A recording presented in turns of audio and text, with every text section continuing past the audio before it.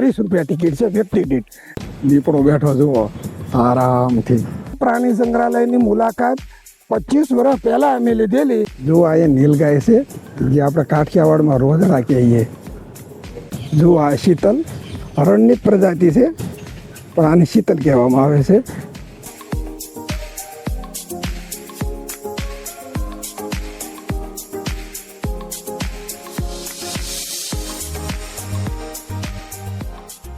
હાલો નમસ્કાર મિત્રો, સીતારામ બધાને.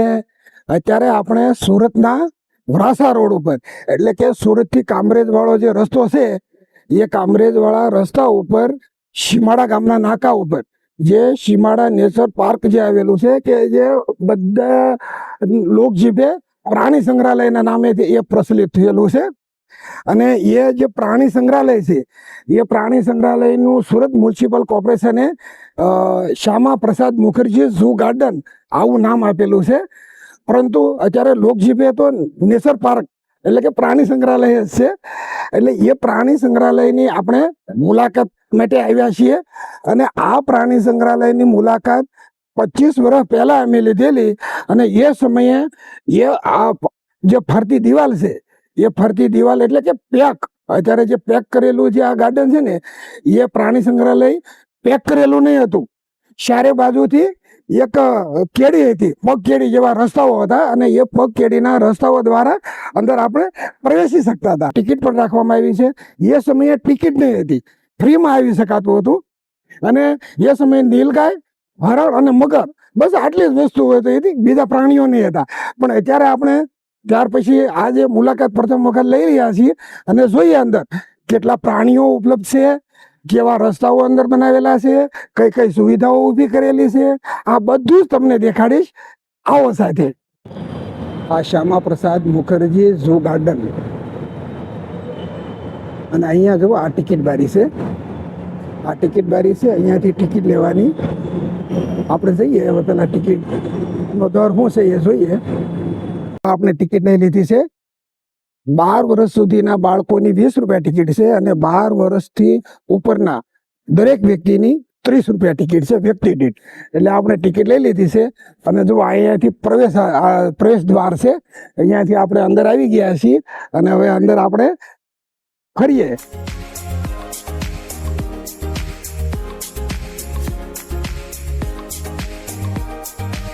જો આ પાણીનું તળાવ છે, બતકને તરવા માટે થઈને પાણી ભરવામાં આવે છે. આમાં સામેની બાજુ જુઓ બતકો બેઠા છે.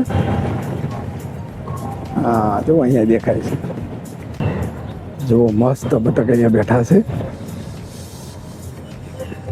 એકદમ હરિયાળું આખું ગાર્ડન છે, વૃક્ષોથી ભરપૂર છે.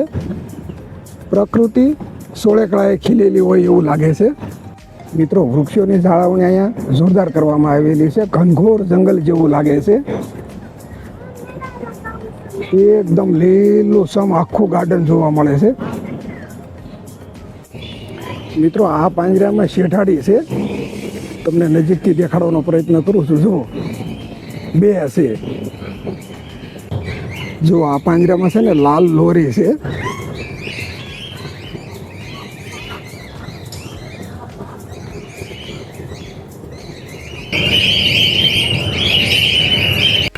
મેઘધનુષી પોપટ જોઈએ અંદર આમાં દેખાય છે કે નહીં. જો આ મેઘધનુષી પોપટ, આ પણ પોપટનું જ પાંજરું છે.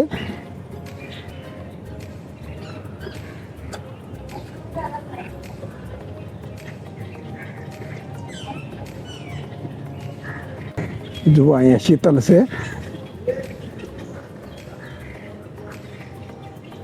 જો આ શીતલ હરણની પ્રજાતિ છે પણ આને શીતલ કહેવામાં આવે છે.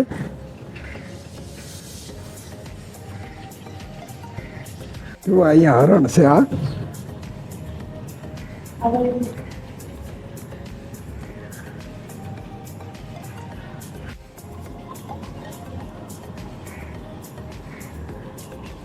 અહીંયા જળ બિલાડી છે. આમાં ઘણી બધી છે.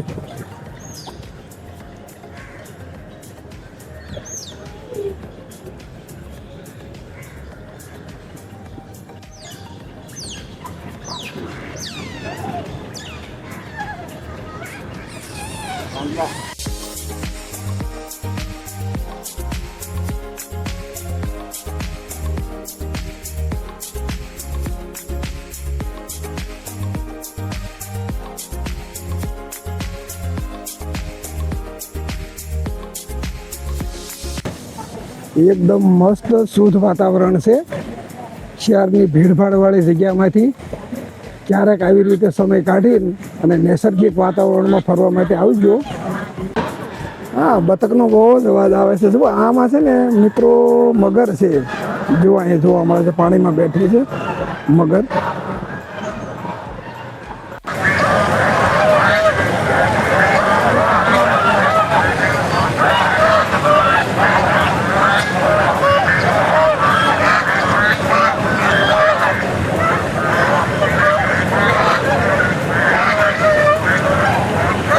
શાહમૃગ જુઓ અહીંયા, એકદમ નજીકથી બતાવું તમને હમણાં. ખમો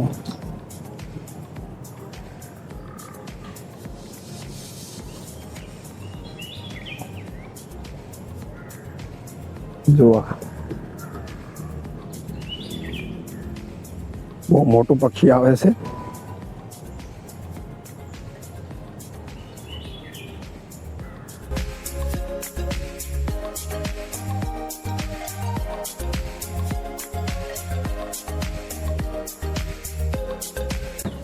આ પક્ષીઓનું પાંજરું છે.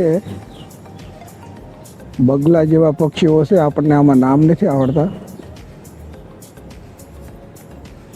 તમને ખબર હોય તો જરા કોમેન્ટ કરીને આના નામ બતાવજો.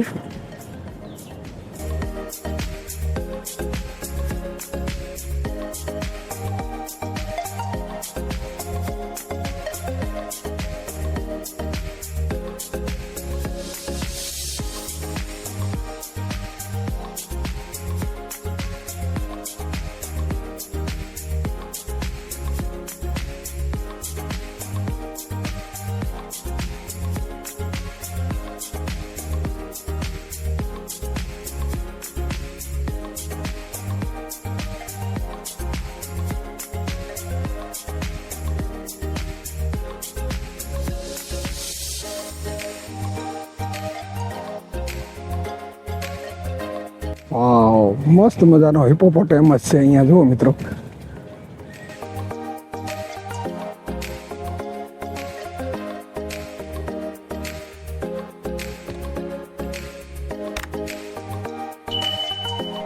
જો આ નીલગાય છે, જે આપણે કાઠિયાવાડમાં રોજડા કહીએ.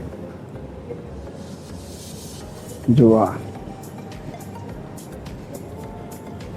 એક ઓલી બાજુ બેઠો પણ છે દૂર. તો અહીં સફેદ હરણ પણ છે અને લાલ હરણ પણ છે.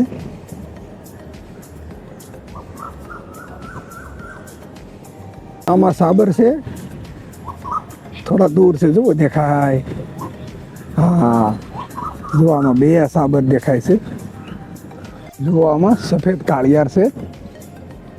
હરણની જ પ્રજાતિ છે, પણ આ એની અલગ જાતિ છે, કાળિયાર. જુઓ આ પાંજરામાં જ દીપડા છે.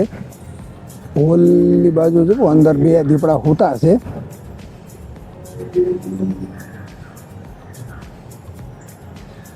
અને અહીંયા એક દીપડો આરામ કરે છે. અહીંયા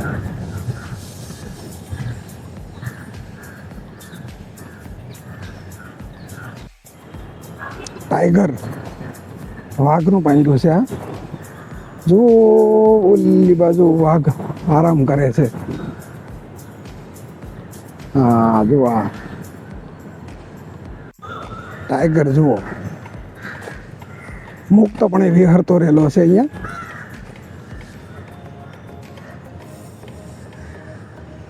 જુઓ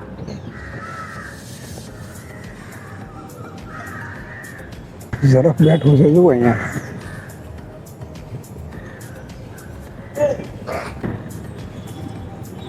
દીપડો બેઠો, જુઓ આરામથી આરામ કરે છે. જાસૂદના ફૂલ છે. જુઓ અહીંયા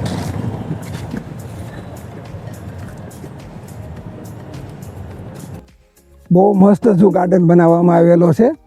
આ 25 વર્ષ પછી પાછો એક વખત આ જોયો છે ગાર્ડન. હવે આ જે ઝૂ ગાર્ડન છે ને એમાં અનેક પ્રકારના પક્ષીઓ પણ છે, પ્રાણીઓ છે, જંગલી પ્રાણીઓ પણ છે. આ બધું જોવા મળે છે અહીંયા, અને એકદમ નૈસર્ગિક વાતાવરણ છે. શહેરના પ્રદૂષિત વાતાવરણમાંથી ક્યારેક સમય કાઢી અને આવા કુદરતી વાતાવરણમાં ક્યારેક હાલવા માટે આવજો. એકદમ અહીંયા ચોખ્ખાઈ પણ છે અને વાતાવરણ પણ એકદમ બહુ સારું છે. એટલે અમે તો આખા ગાર્ડનમાં ફરી લીધા છીએ. તમે ક્યારેક ફરવા માટે આવજો, બહુ મજા આવશે. હવે આ વિડીયોને આપણે અહીંયા પૂરો કરીએ છીએ. લાઈક, શેર અને સબસ્ક્રાઈબ જરૂર કરજો. આવજો.